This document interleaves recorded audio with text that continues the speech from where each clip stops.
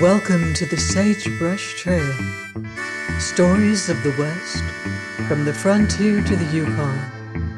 I'm Mardell, reading The Virginian by Owen Wister.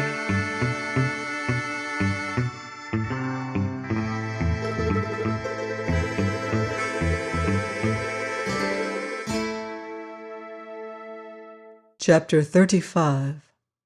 With Malice Aforethought. Town lay 12 straight miles before the lover and his sweetheart when they came to the brow of the last long hill. All beneath them was like a map, neither man nor beast distinguishable, but the veined and tinted image of a country, knobs and flats set out in order clearly, shining extensive and motionless in the sun. It opened on the sight of the lovers as they reached the sudden edge of the tableland, where since morning they had ridden, with the head of neither horse ever in advance of the other. At the view of their journey's end, the Virginian looked down at his girl beside him. His eyes filled with a bridegroom's light, and hanging safe upon his breast, he could feel the gold ring that he would slowly press upon her finger tomorrow. He drew off the glove from her left hand, and stooping kissed the jewel in that other ring which he had given her. The crimson fire in the opal seemed to mingle with that in his heart, and his arm lifted her during a moment from the saddle as he held her to him.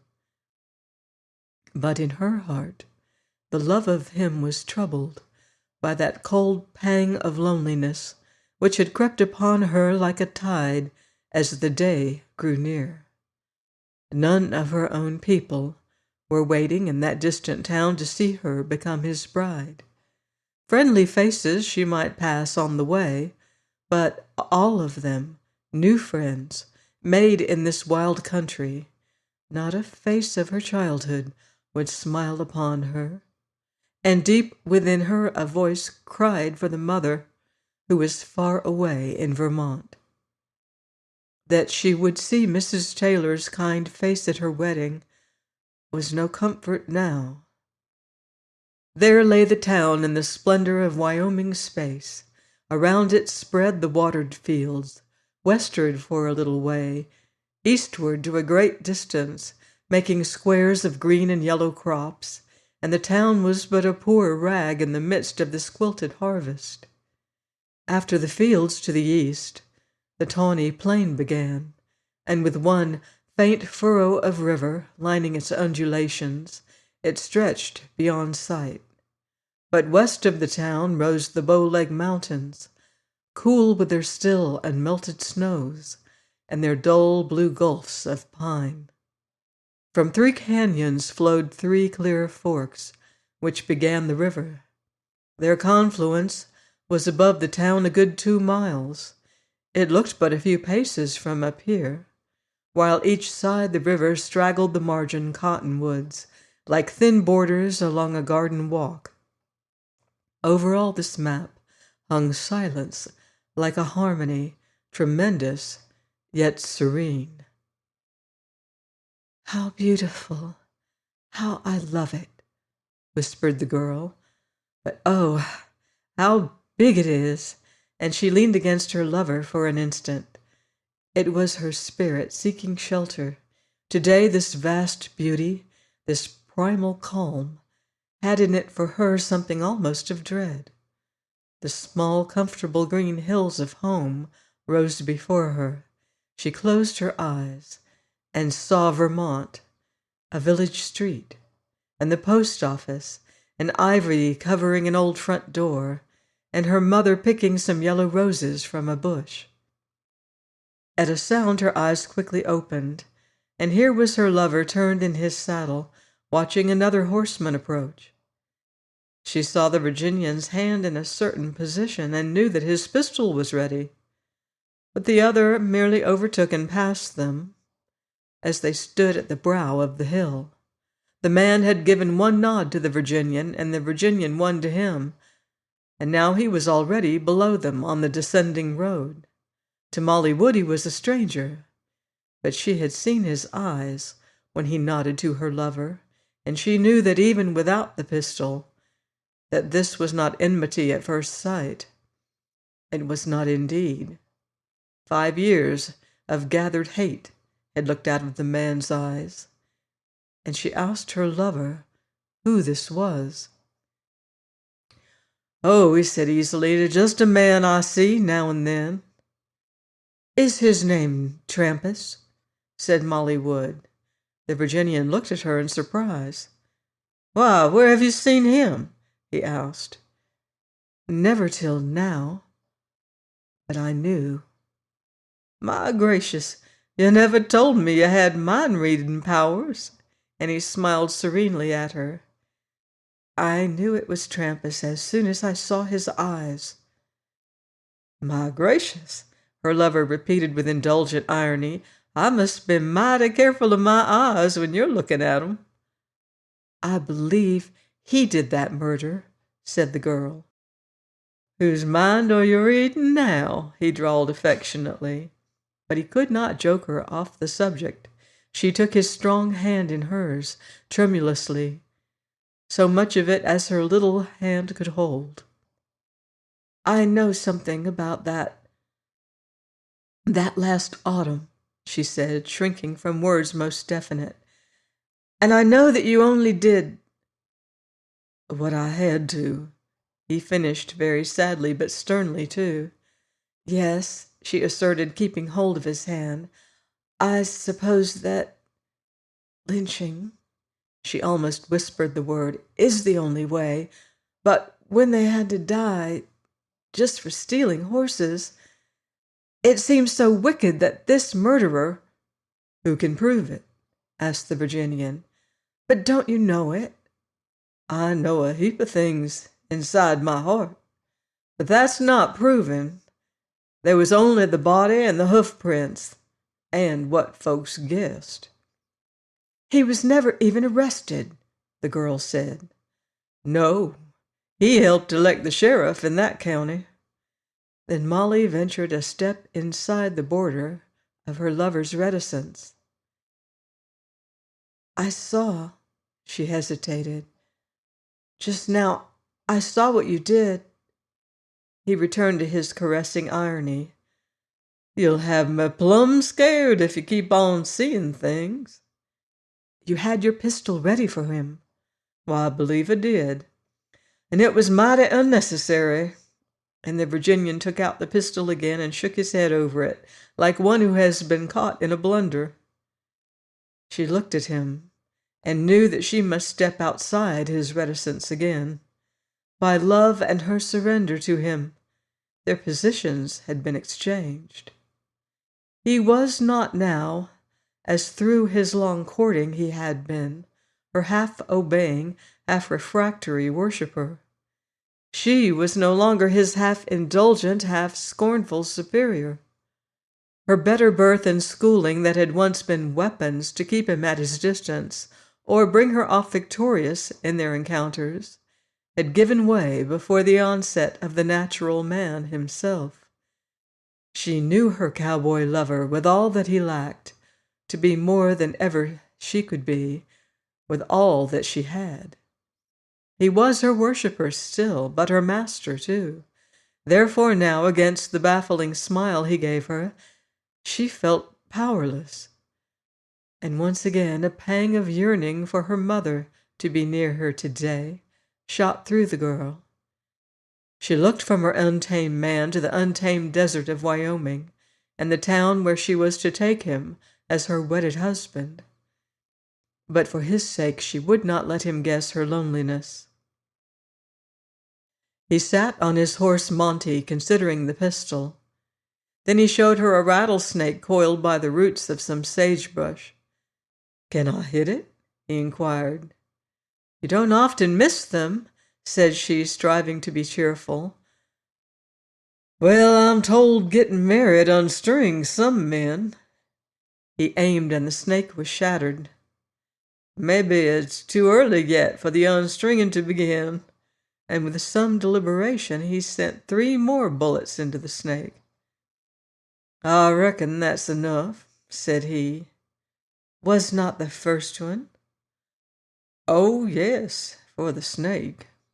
And then with one leg, crooked cowboy fashion, across in front of his saddle horn, he cleaned his pistol and replaced the empty cartridges. Once more she ventured near the line of his reticence. Has Trampas seen you much lately? Why, no, not for a right smart while, but I reckon he has not missed me. The Virginian spoke this in his gentlest voice, but his rebuffed sweetheart turned her face away, and from her eyes she brushed a tear. He reined his horse Monty beside her, and upon her cheek she felt his kiss. You are not the only mind reader, said he very tenderly. At this she clung to him and laid her head upon his breast. I'd been thinking, he went on, that the way our marriage is to be was the most beautiful way. It is the most beautiful, she murmured. He slowly spoke out his thought as if she had not said this. No folks to stare, no fuss, no jokes and ribbons and best bonnets, no public eye nor talking of tongues when you most want to hear nothing and say nothing. She answered by holding him closer. Just the Bishop of Wyoming to join us, and not even him after we're once joined. I did think that would be ahead of all ways to get married I have seen. He paused again, and she made no rejoinder. But we have left out your mother. She looked in his face with quick astonishment. It was as if his spirit had heard the cry of her spirit. That is nowhere near right, he said. That is wrong. She could never have come here, said the girl. We should have gone there. I don't know how I can ask her to forgive me. But it was not you, cried Molly. Yes, because I did not object. I did not tell you we must go to her. I missed the point, thinking so much about my own feelings. For you see, I've never said this to you until now. Your mother did hurt me. When you said you would have me after my years of waiting, and I wrote her that letter, telling her all about myself and how my family was not like yours, and all the rest I told her, why, you see, it hurt me never to get a word back from her, except just messages through you, for I had talked to her about my hopes and my failings. I had said more than I've said to you, because she was your mother. I wanted her to forgive me if she could, and feel that maybe I could take good care of you after all. For it was bad enough to have her daughter quit her home to teach school out here on Bear Creek. Bad enough without having me to come along and make it worse. I have missed the point in thinking of my own feelings. But it's not your doing, repeated Molly. With his deep delicacy, he had put the whole matter as a hardship to her mother alone. He had saved her any pain of confession or denial. Yes, it is my doing, he now said. Shall we give it up? Give what? She did not understand. Why, the order. We've got it fixed in. Plans, oh well, they're no more than plans. I hate the notion of changing, but I hate hurting your mother more. Or anyway, I ought to hate it more, so we can shift if you say so. It's not too late. Shift? She faltered. I mean, we can go to your home right now. We can start by the stage tonight. Your mother can see us married. We can come back and finish in the mountains instead of beginning in them. It'll be just merely shifting, you see. He could hardly bring himself to say this at all. Yet he said it almost as if he were urging it. It implied a renunciation that he could hardly bear to think of. To put off his wedding day, the bliss upon whose threshold he stood, after his 3 years of faithful battle for it. And that wedding journey he had arranged, for there were the mountains in sight, the woods and canyons where he had planned to go with her after the bishop had joined them, the solitudes where only the wild animals would be beside themselves, His horses, his tent, his rifle, his rod, all were waiting ready in the town for their start tomorrow. He had provided many dainty things to make her comfortable. Well, he could wait a little more, having waited 3 years. It would not be what his heart most desired. There would be the public eye and the talking of tongues, but he could wait. The hour would come when he would be alone with his bride at last, and so he spoke as if he urged it. "Never!" she cried. "Never, never!" She pushed it from her. She would not brook such sacrifice on his part. Were they not going to her mother in 4 weeks? If her family had warmly accepted him, but they had not, and in any case, it had gone too far. It was too late. She told her lover that she would not hear him, that if he said any more, she would gallop into town separately from him. And for his sake, she would hide deep from him this loneliness of hers, and the hurt that he had given her in refusing to share with her his trouble with Trampas, when others must know of it. Accordingly, they descended the hill slowly together, lingering to spin out these last miles long. Many rides had taught their horses to go side by side, and so they went now.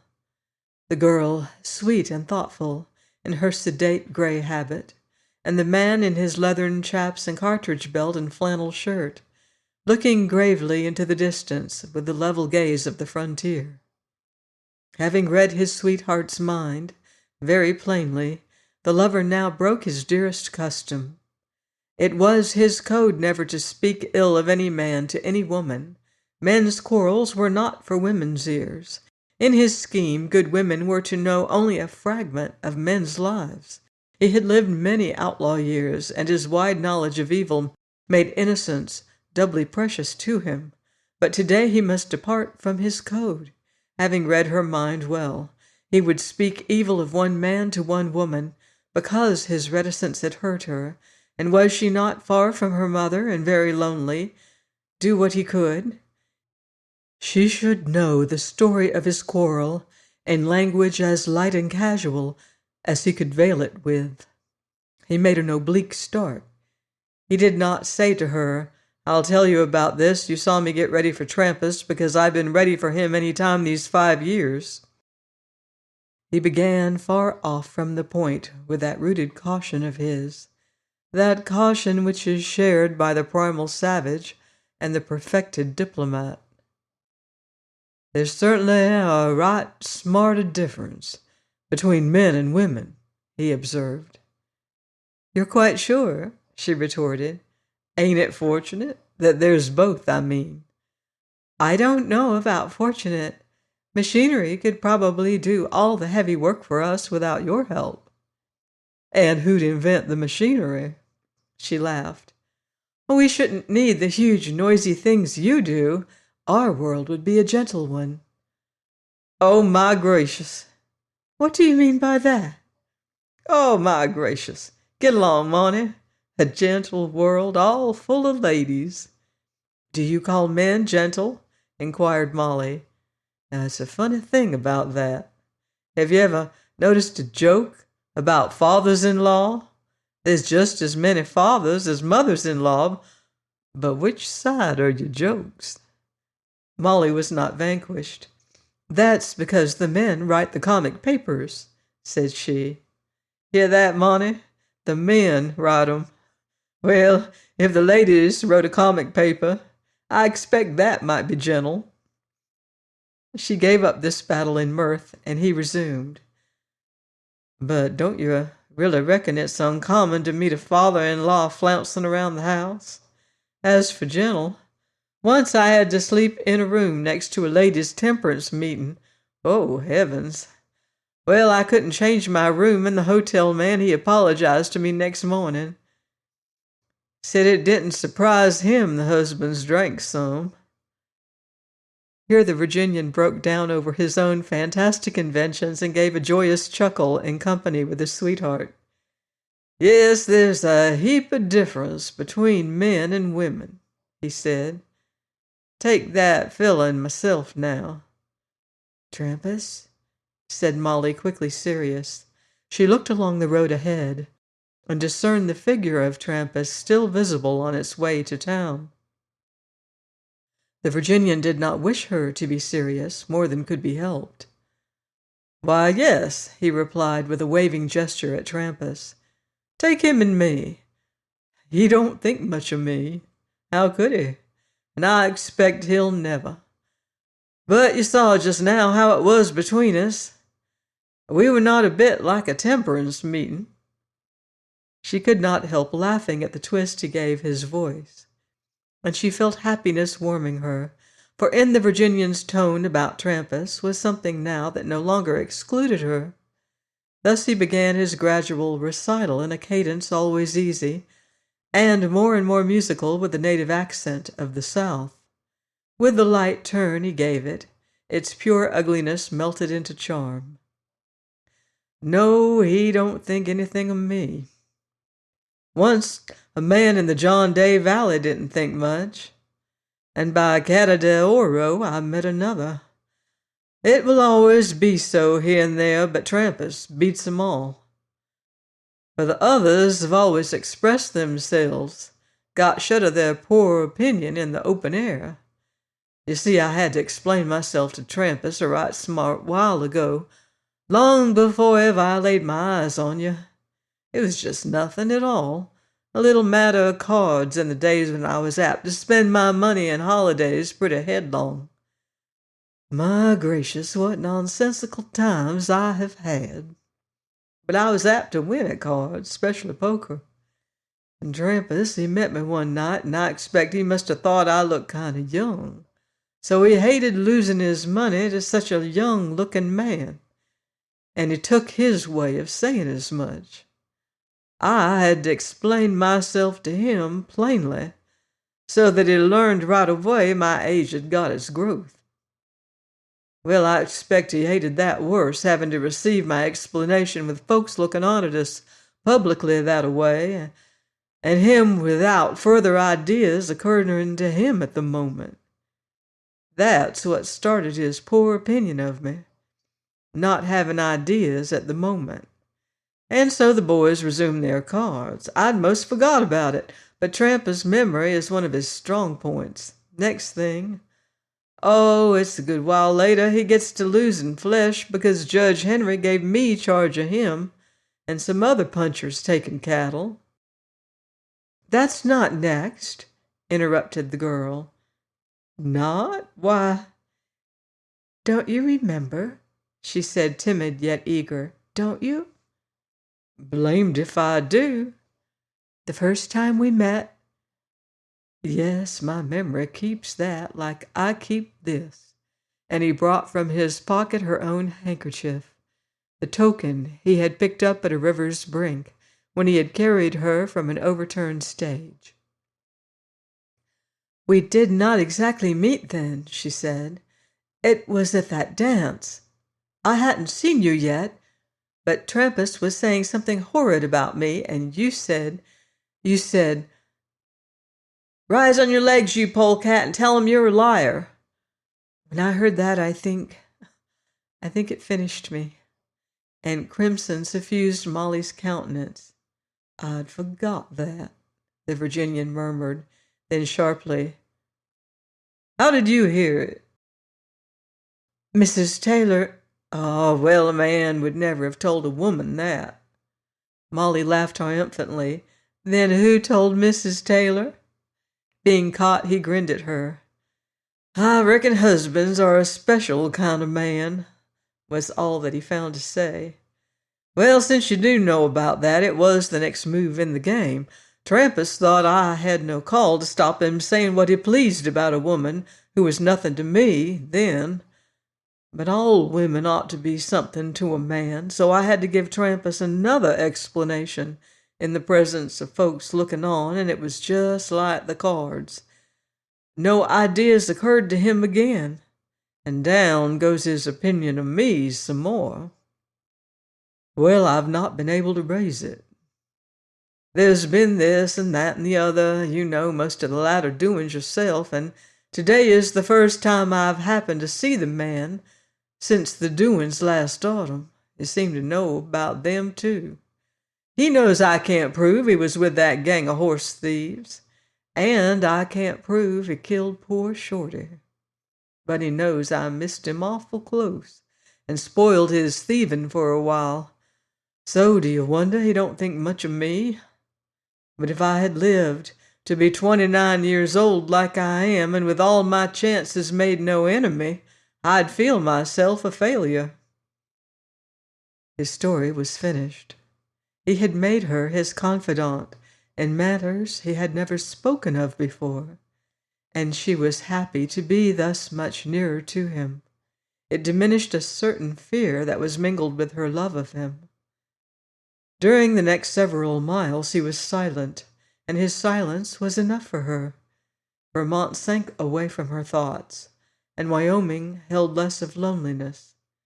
They descended all together into the map which had stretched below them, so that it was a map no longer, but earth, with growing things and prairie dogs sitting upon it, now and then a bird flying over it, and after a while she said to him, "What are you thinking about?" "I've been doing sums. Figured in hours it sounds right short. Figured in minutes it boils up into quite a mess. 20 by 60 is 1,200. Put that into seconds and you get 72,000 seconds. 72,000.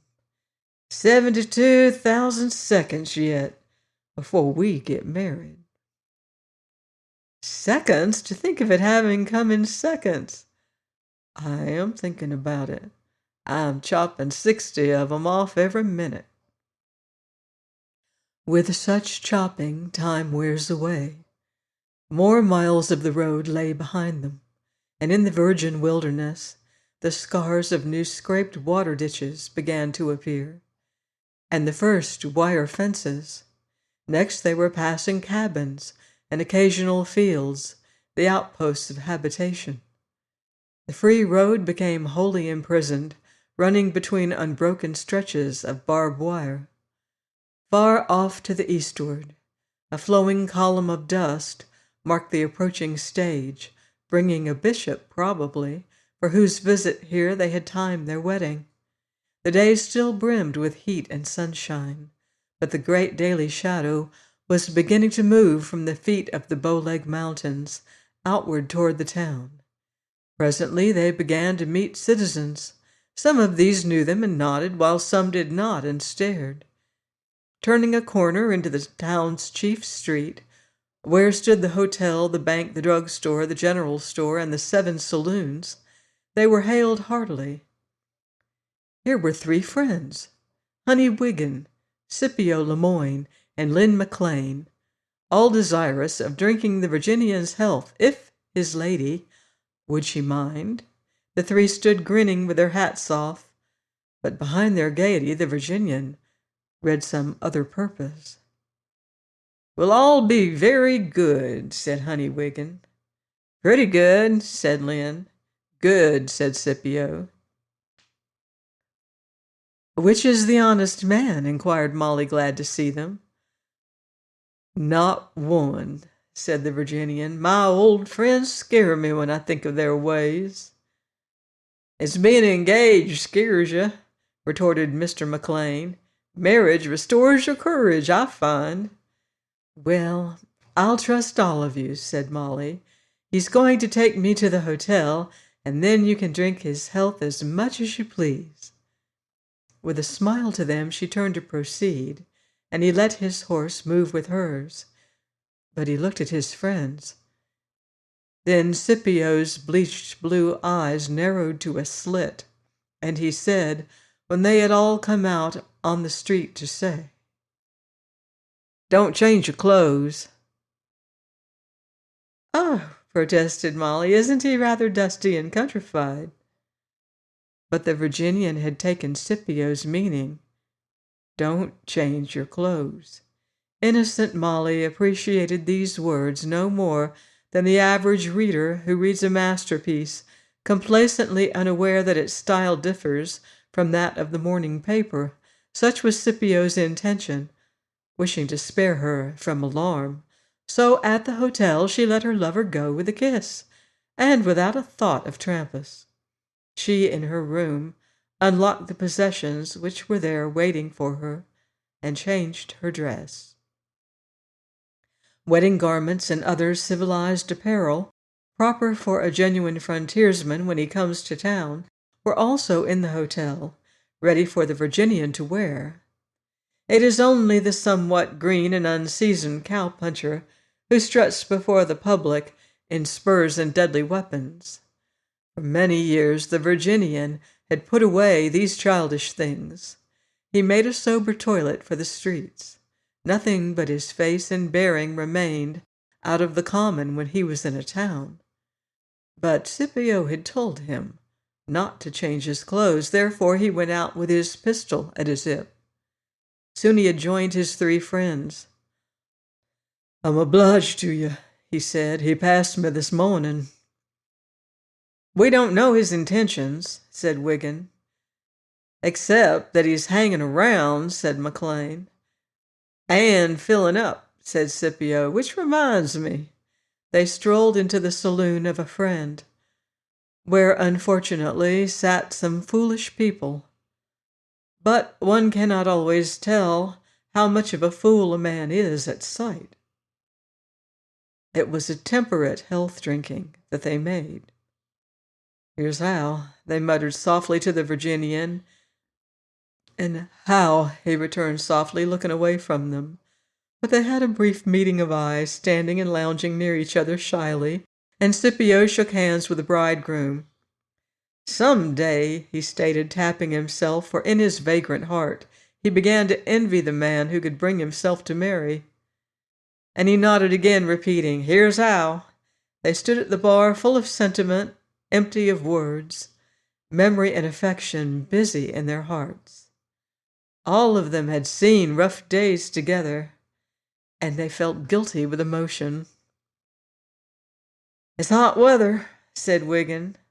"Hotter on Box Elder," said McLean. "My kid has started teething." Words ran dry again.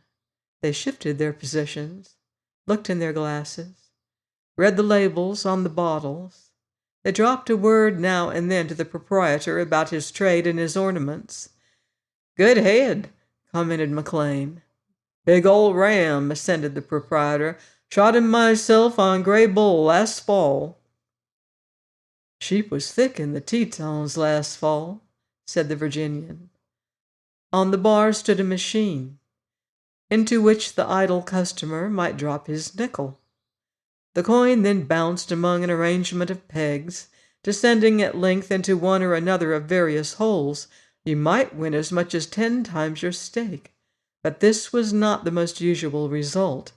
And with nickels, the three friends and the bridegroom now mildly sported for a while, buying them with silver when their store ran out. "Was it sheep you went after in the Tetons?" inquired the proprietor, knowing it was horse thieves. "Yes," said the Virginian. "I'll have 10 more nickels." "Did you get all the sheep you wanted?" the proprietor continued. "Poor luck," said the Virginian. "Think there's a friend of yours in town this afternoon," said the proprietor. The proprietor laughed. The Virginian watched another nickel click down among the pegs. Honey Wiggin now made the bridegroom a straight offer. "We'll take this thing off your hands," said he. "Any or all of us," said Lynn. But Scipio held his peace. His loyalty went every inch as far as theirs, but his understanding of his friend went deeper. Don't change your clothes was the first and last help he would be likely to give in this matter. The rest must be as such matters must always be, between man and man. To the other two friends, however, this seemed a very special case, falling outside established precedent. Therefore they ventured offers of interference. "A man don't get married every day," apologized McLean. "We'll just run him out of town for you." "Save you the trouble," urged Wiggin. "Say the word." The proprietor now added his voice. "It'll sober him up to spend his night out in the brush. He'll quit his talk then." But the Virginian did not say the word, nor any word. He stood there playing with the nickels. "Think of her," muttered McLean. "Who else would I be thinking of?" returned the Southerner. His face had become very somber. "She's been raised so different," he murmured. He pondered a little while the others waited solicitous. A new idea came to the proprietor. "I'm acting mayor of this town," said he. "I'll put him in the caboose and keep him till you get married and away." "Say the word," repeated Honey Wiggin. Scipio's eye met the proprietor's, and he shook his head about a quarter of an inch. The proprietor shook his to the same amount. They understood each other. It had come to that point where there was no way out save only the ancient, eternal way between man and man. It is only the great mediocrity that goes to law in these personal matters. "So he's talked about me some," said the Virginian. "It's the whiskey," Scipio explained. "I expect," said McLean, "he'd run a mile if he was in a state to appreciate his insinuations." "Which we are careful not to mention to you," said Wiggin, "unless you like to inquire for 'em." Some of the fools present had drawn closer to hear this interesting conversation. In gatherings of more than 6, there will generally be at least one fool, and this company must have numbered 20 men. "This country knows well enough," said one fool who hungered to be important, "that you don't brand no calves that ain't your own." The saturnine Virginian looked at him.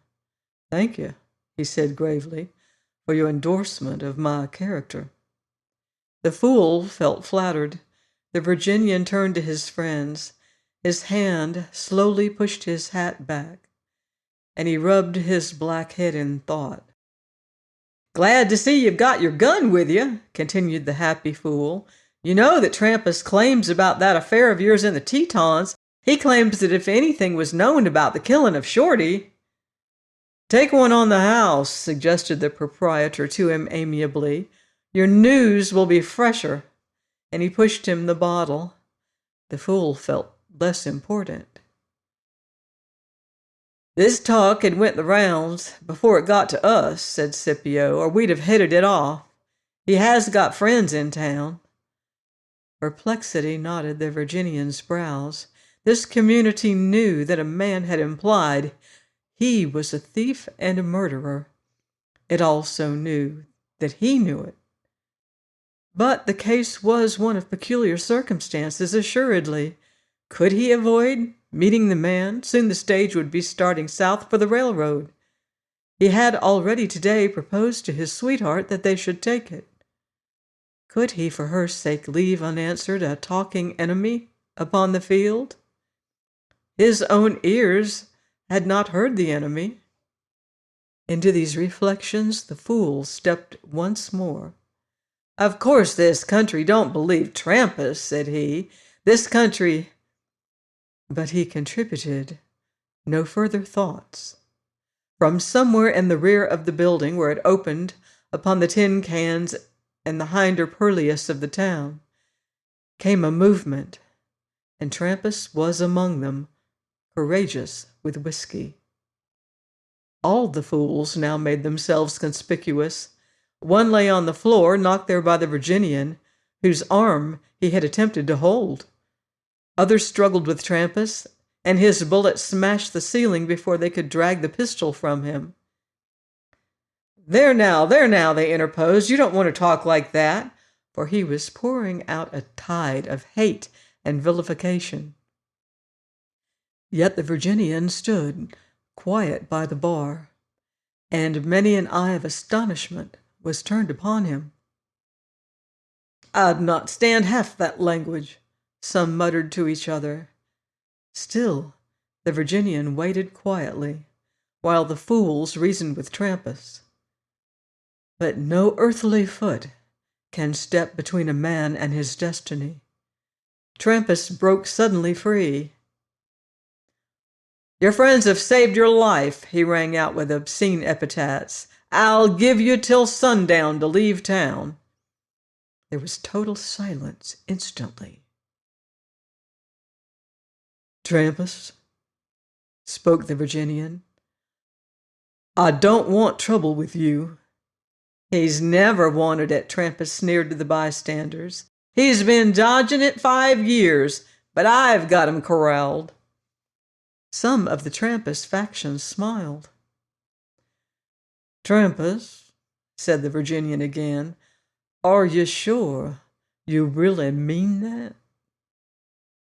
The whiskey bottle flew through the air, hurled by Trampas, and crashed through the saloon window behind the Virginian. "That was surplusage, Trampas," said he, "if you mean the other." "Get out by sundown, that's all," said Trampas, and wheeling, he went out of the saloon by the rear, as he had entered. "Gentlemen," said the Virginian, "I know you will all oblige me." "Sure," exclaimed the proprietor heartily. "We'll see that everybody lets this thing alone." The Virginian gave a general nod to the company and walked out into the street. "It's a terrible shame," sighed Scipio, "that he couldn't have postponed it." The Virginian walked in the open air with thoughts disturbed. "I'm of two minds about one thing," he said to himself uneasily. Gossip ran in advance of him, but as he came by, the talk fell away until he had passed. Then they looked after him, and their words again rose audibly. Thus everywhere a little eddy of silence accompanied his steps. "It don't trouble him much," one said, having read nothing in the Virginian's face. "It may trouble his girl some," said another. "She'll not know," said a third, "until it's over." "He'll not tell her?" "I wouldn't. It's no woman's business." "Maybe that's so. Well, it would have suited me to have Trampas die sooner." "How would it suit you to have him live longer?" inquired a member of the opposite faction, suspected of being a cattle thief himself. "I could answer your question if I had other folks' calves I wanted to brand." This raised both a laugh and a silence. Thus the town talked, filling in the time before sunset. The Virginian, still walking aloof in the open air, paused at the edge of the town. "I'd sooner have a sickness than be undecided this way," he said, and he looked up and down. Then a grim smile came at his own expense. "I reckon it would make me sick, but there's not time." Over there in the hotel sat his sweetheart alone, away from her mother, her friends, her home, waiting his return, knowing nothing. He looked into the west. Between the sun and the bright ridges of the mountains was still a space of sky, but the shadow from the mountain's feet had drawn halfway toward the town. "About 40 minutes more," he said aloud. "She's been raised so different." And he sighed as he turned back. As he went slowly, he did not know how great was his own unhappiness. "She has been raised so different," he said again. Opposite the post office, the Bishop of Wyoming met him and greeted him. His lonely heart throbbed at the warm, firm grasp of this friend's hand. The bishop saw his eyes glow suddenly as if tears were close. But none came, and no word more opened than, "I'm glad to see you." But gossip had reached the bishop, and he was sorely troubled also. "What is all this?" said he, coming straight to it. The Virginian looked at the clergyman frankly. "You know just as much about it as I do," he said, "and I'll tell you anything you ask." "Have you told Miss Wood?" inquired the bishop. The eyes of the bridegroom fell. and the bishop's face grew at once more keen and more troubled. Then the bridegroom raised his eyes again, and the bishop almost loved him. He touched his arm like a brother. "This is hard luck," he said. The bridegroom could scarcely keep his voice steady. "I want to do right today more than any other day I have ever lived," said he. "Then go and tell her at once. It will do just nothing but scare her. Go and tell her at once." "I expected you was going to tell me to run away from Trampas. I can't do that, you know." The bishop did know. Never before in all his wilderness work had he faced such a thing. He knew that Trampas was an evil in the country, and that the Virginian was a good. He knew that the cattle thieves, the rustlers, were gaining in numbers and audacity, that they led many weak young fellows to ruin, that they elected their men to office and controlled juries, that they were a staring menace to Wyoming. His heart was with the Virginian. But there was his gospel that he preached and believed and tried to live. He stood looking at the ground and drawing a finger along his eyebrow. He wished that he might have heard nothing about all this, but he was not one to blink his responsibility as a Christian server of the church militant. "Am I right," he now slowly asked, "in believing that you think I am a sincere man? I don't believe anything about it, I know it." "I should run away from Trampas," said the bishop. "That ain't quite fair, sir. We all understand you have got to do things you tell other folks to do, and you do them, sir. You never talk like anything but a man, and you never set yourself above others. You can saddle your own horses, and I saw you walk unarmed into that White River excitement when those two other parsons was a-fogging and a-fanning for their own safety. Damn scoundrels." The bishop instantly rebuked such language about brothers of his cloth, even though he disapproved both of them and their doctrines. "Everyone may be an instrument of Providence," he concluded. "Well," said the Virginian, "if that is so, then Providence makes use of instruments I'd not touch with a 10-foot pole. Now, if you was me, sir, and not a bishop, would you run away from Trampas?" "That's not quite fair either," exclaimed the bishop with a smile, "because you are asking me to take another man's convictions and yet remain myself. Yes, sir, I am. That's so. That don't get at it. I reckon you and I can't get at it. If the Bible," said the bishop, "which I believe to be God's word, was anything to you, it is something to me, sir. I have found fine truths in it." "Thou shalt not kill," quoted the bishop. "That is plain." The Virginian took his turn at smiling. "Mighty plain to me, sir. Make it plain to Trampas, and there'll be no killing. We can't get at it that way." Once more the bishop quoted earnestly, "Vengeance is mine, I will repay, saith the Lord." "How about instruments of Providence, sir?"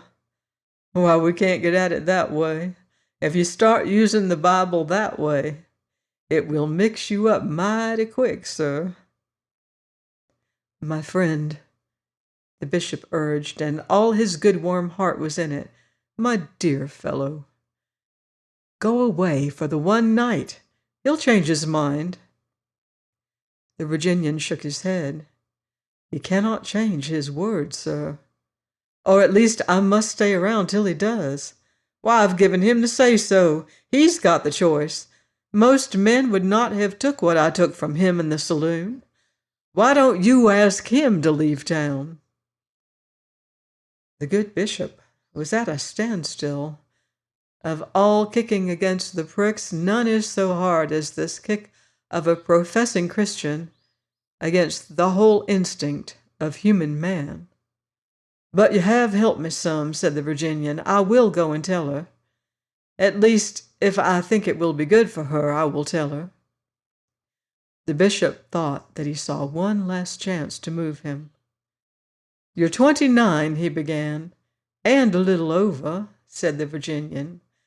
"And you were 14 when you ran away from your family. Well, I was weary, of having elder brothers lay down my law night and morning. Yes, I know, so that your life has been your own for 15 years, but it is not your own now. You have given it to a woman." "Yes, I have given it to her. But my life's not the whole of me. I'd give her my life twice, 50, 1,000 of 'em. But I can't give her nor anybody in heaven or earth. I can't give We'll never get at it, sir. There's no good in words.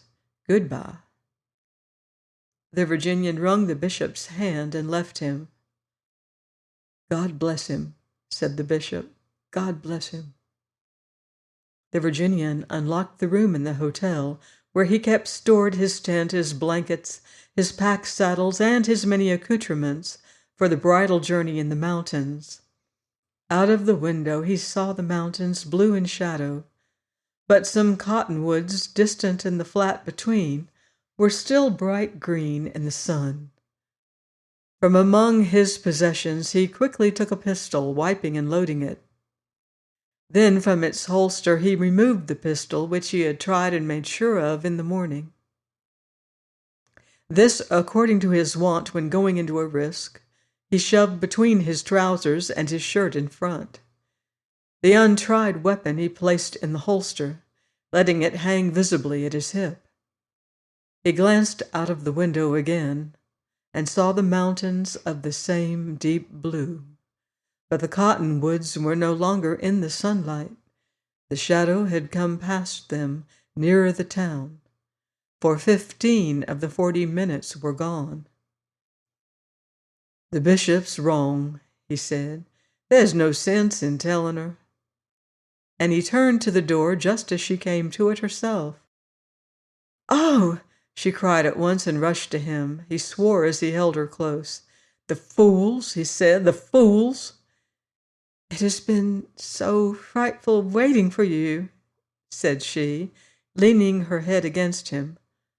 "Who had to tell you this?" he demanded. "I don't know. Somebody just came and said it." "This is mean luck," he murmured, patting her. "This is mean luck." She went on. "I wanted to run out and find you, but I didn't. I stayed quiet in my room till they said you would come back." "It is mean luck, mighty mean," he repeated. "How could you be gone so long?" she asked. "Never mind. I've got you now. It is over." Anger and sorrow filled him. "I might have known some fool would tell you," he said. "It's all over. Never mind." Her arms tightened their hold of him. Then she let him go. "What shall we do?" she said. "What now?" "Now," he answered. "Nothing now." She looked at him without understanding. "I know it is a heap worse for you," he pursued, speaking slowly. "I knew it would be." "But it is over!" she exclaimed again. He did not understand her now. He kissed her. "Did you think it was over?" he said simply. "There is some waiting still before us. I wish you did not have to wait alone, but it will not be long." He was looking down and did not see the happiness grow chilled upon her face, then fade into bewildered fear. "I did my best," he went on. "I think I did. I know I tried. I let him say to me before them all what no man has ever said or ever will again. I kept thinking hard of you with all my might, or I reckon I'd have killed him right there. And I gave him a show to change his mind. I gave it to him twice. I spoke as quiet as I'm speaking to you now. But he stood to it, and I expect he knows he went too far in the hearing of others to go back on his threat. He will have to go on to the finish now." "The finish?" she echoed, almost voiceless. "Yes," he answered very gently. Her dilated eyes were fixed upon him. "But—" she could scarce form utterance. But you? I've got myself ready, he said. Did you think? Why, what did you think? She recoiled a step. What are you going? She put her two hands to her head. Good God! She almost shrieked. You were going. He made a step and would have put his arm around her, but she backed against the wall, staring speechless at him. I am not going to let him shoot me, he said quietly. You mean... But you can come away, she cried. It's not too late yet. You can take yourself out of his reach. Everybody knows that you are brave.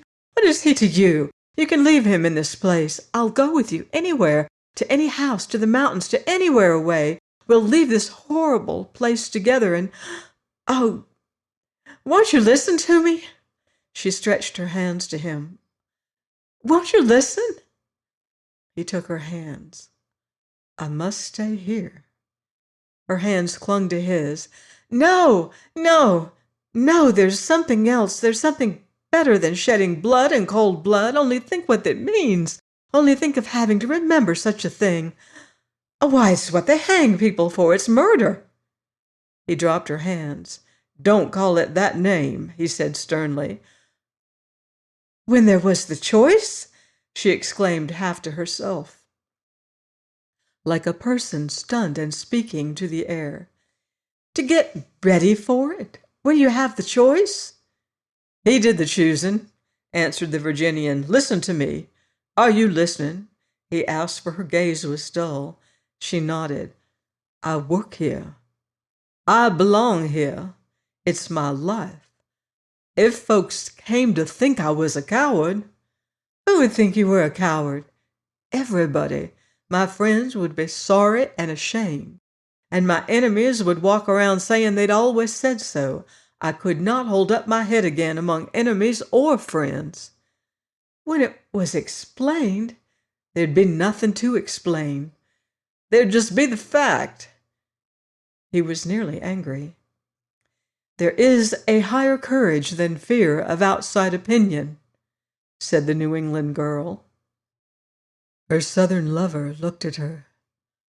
Certainly there is. That's what I'm showing in going against yours. But if you know that you are brave, and if I know that you are brave, oh, my dear, what difference does the world make? How much higher courage to go your own course. I am going my own course, he broke in. Can't you see how it must be about a man? It's not for their benefit, friends or enemies, that I've got this thing to do. If any man happened to say I was a thief, and I heard about it, would I let him go on spreading such a thing of me? Don't I owe my own honesty something better than that?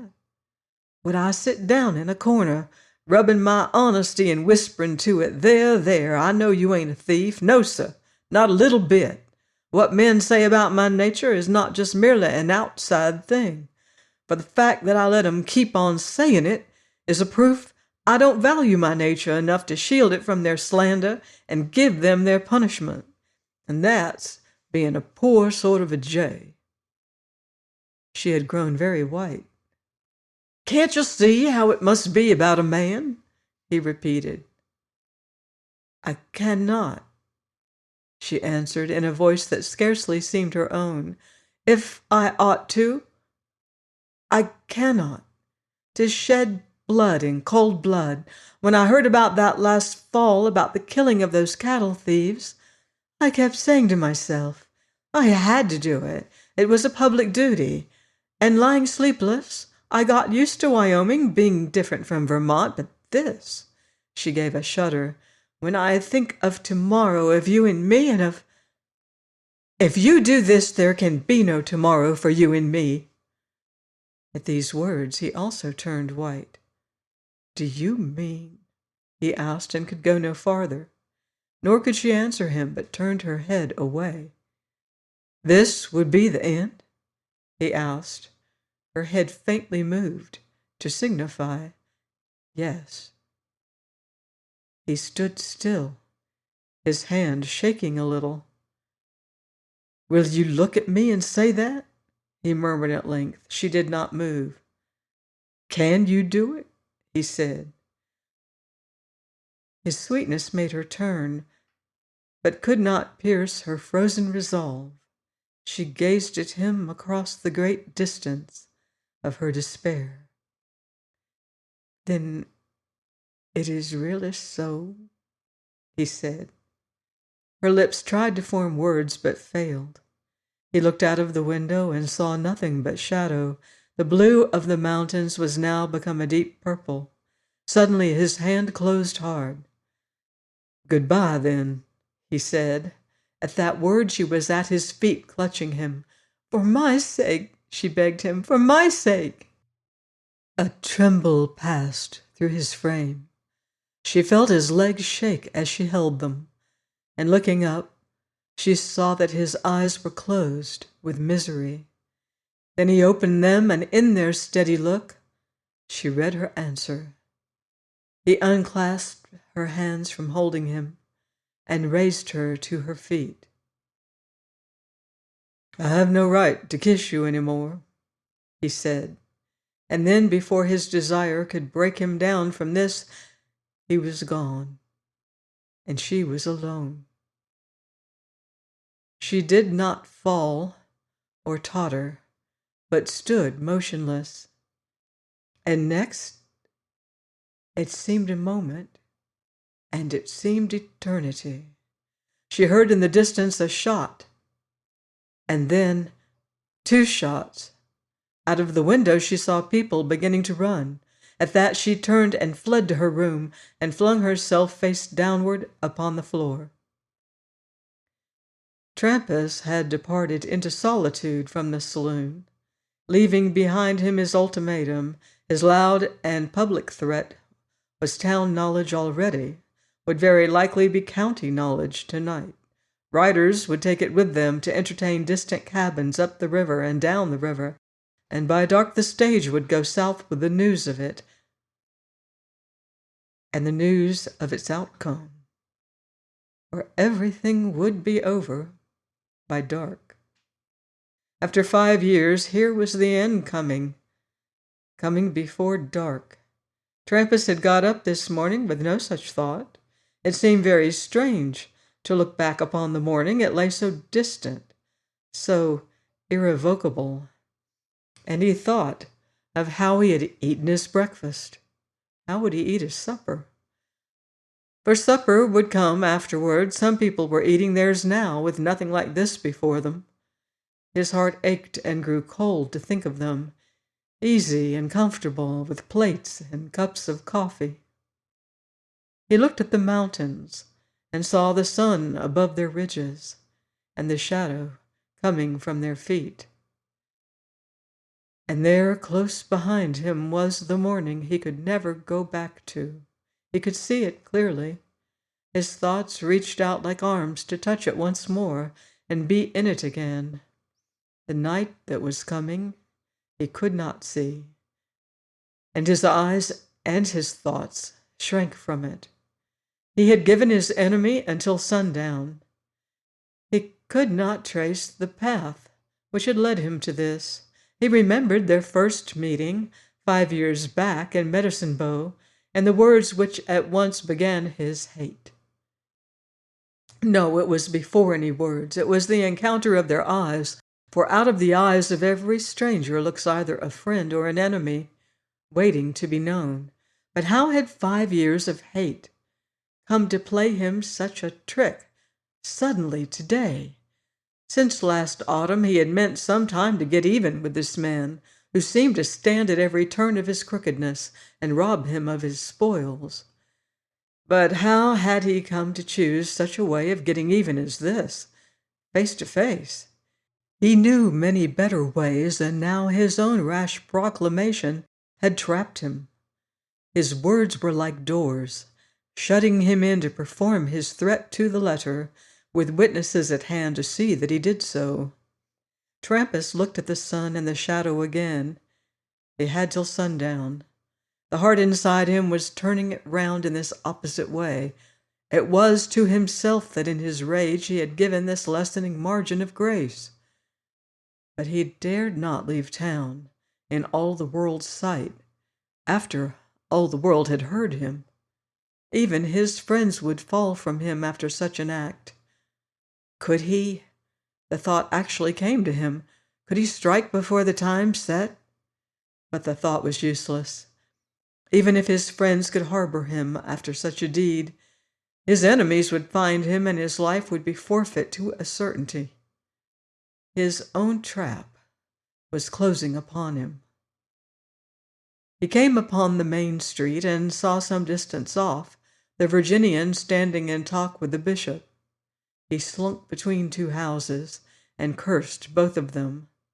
The sight had been good for him, bringing some warmth of rage back to his desperate heart, and he went into a place and drank some whiskey. "In your shoes," said the barkeeper, "I'd be afraid to take so much." But the nerves of Trampas were almost beyond the reach of intoxication, and he swallowed some more and went out again. Presently he fell in with some of his brothers in cattle stealing and walked along with them for a little. "Well, it will not be long now," they said to him, and he had never heard words so desolate. "No," he made out to say, "soon now." Their cheerfulness seemed unearthly to him, and his heart almost broke beneath it. "We'll have one to your success," they suggested. So with them he repaired to another place, and the sight of a man leaning against the bar made him start so that they noticed him. Then he saw that the man was a stranger, whom he had never laid eyes on till now. "It looked like Shorty," he said, and could have bitten his tongue off. "Shorty's quiet up in the Tetons," said a friend. "You don't want to be thinking about him. Here's how." Then they clapped him on the back, and he left them. He thought of his enemy and his hate, beating his rage like a failing horse, and treading the courage of his drink. Across a space he saw Wiggin walking with McLean and Scipio. They were watching the town to see that his friends made no foul play. "We're giving you a clear field," said Wiggin. "This race will not be pulled," said McLean. "Be with you at the finish," said Scipio, and they passed on. They did not seem like real people to him. Trampas looked at the walls and windows of the houses. Were they real? Was he here, walking in this street? Something had changed. He looked everywhere, and feeling it everywhere, wondered what this could be. Then he knew. It was the sun that had gone entirely behind the mountains, and he drew out his pistol. The Virginian, for precaution, did not walk out of the front door of the hotel. He went through back ways and paused once. Against his breast, he felt the wedding ring, where he had suspended it by a chain from his neck. His hand went up to it, and he drew it out and looked at it. He took off the chain, and his arm went back to hurl it from him as far as he could. But he stopped and kissed it with one sob and thrust it in his pocket. Then he walked out into the open, watching. He saw men here and there, and they let him pass as before without speaking. He saw his 3 friends, and they said no word to him, but they turned and followed in his rear at a little distance, because it was known that Shorty had been found shot from behind. The Virginian gained a position soon where no one could come at him except from in front, and the sight of the mountains was almost more than he could endure, because it was there that he had been going tomorrow. "It's quite a while after sunset," he heard himself say. A wind seemed to blow his sleeve off his arm, and he replied to it, and saw Trampas pitch forward. He saw Trampas raise his arm from the ground and fall again, and lie there this time still. A little smoke was rising from the pistol on the ground, and he looked at his own, and saw the smoke flowing upward out of it. "I expect that's all," he said aloud, but as he came nearer Trampas, he covered him with his weapon. He stopped a moment, seeing the hand on the ground move. 2 fingers twitched, and then ceased, for it was all. The Virginian stood looking down at Trampas. "Both of mine hit," he said once more aloud. "His must have gone mighty close to my arm. I told her it would not be me." He had scarcely noticed that he was being surrounded and congratulated.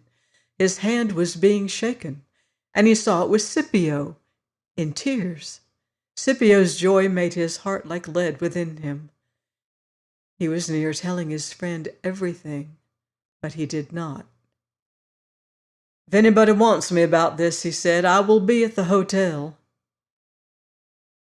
"Who'll want you?" said Scipio. "3 of us saw his gun out." And he vented his admiration. "You were that cool, that quick." "I'll see you boys again," said the Virginian heavily, and he walked away. Scipio looked after him, astonished. "You might suppose he was in poor luck," he said to McLean. The Virginian walked to the hotel and stood on the threshold of his sweetheart's room. She had heard his step and was upon her feet. Her lips were parted and her eyes fixed on him. Nor did she move or speak. "You have to know it," said he. "I've killed Trampas." "Oh, thank God," she said, and he found her in his arms. Long they embraced without speaking, and what they whispered then with their kisses matters not. Thus did her New England conscience battle to the end, and in the end capitulate to love. And the next day, with the bishop's blessing and Mrs. Taylor's broadest smile, and the ring on her finger, the Virginian departed with his bride into the mountains. Join me next week on the Sagebrush Trail for more Western romance and adventure in The Virginian by Owen Wister.